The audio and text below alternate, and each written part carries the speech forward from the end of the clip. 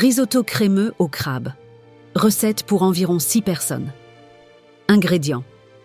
300 g de riz, arborio ou carnaroli, 200 g de chair de crabe, cuite, fraîche ou en boîte de bonne qualité, un oignon, une gousse d'ail, 10 centilitres de vin blanc sec, environ 20 centilitres de bouillon de volaille ou de légumes, ou mieux, de crabe, 17 centilitres de crème épaisse ou de crème liquide entière, 35%, 40 g de beurre, zeste et jus d'un citron, sel et poivre, optionnel, 50 g de tomates confites, un bulbe de fenouil à couper en dés et faire cuire avec le crabe, ou du parmesan râpé pour servir.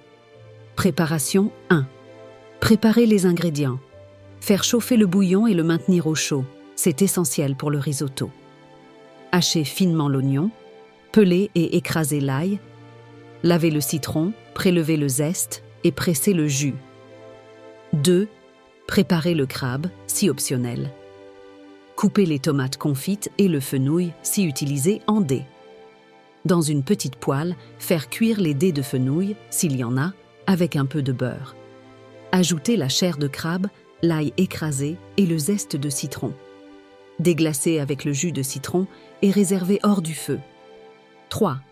Démarrer le risotto.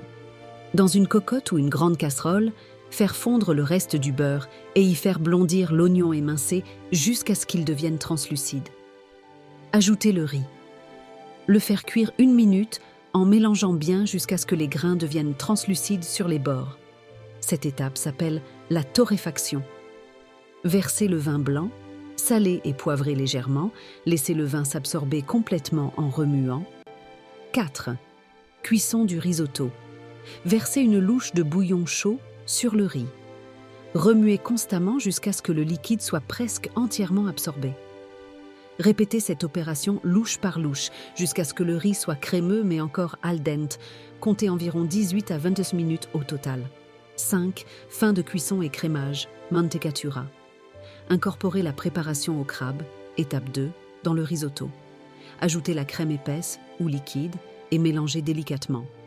Laissez reposer 2 minutes hors du feu. Vérifiez l'assaisonnement et ajustez si nécessaire. Servez immédiatement bien chaud. Vous pouvez décorer d'une pincée d'aneth ou de persil frais haché et servir avec un peu de parmesan si vous le souhaitez, bien que certains puristes n'ajoutent pas de fromage avec les fruits de mer. N'oubliez pas de vous abonner à la chaîne. Merci.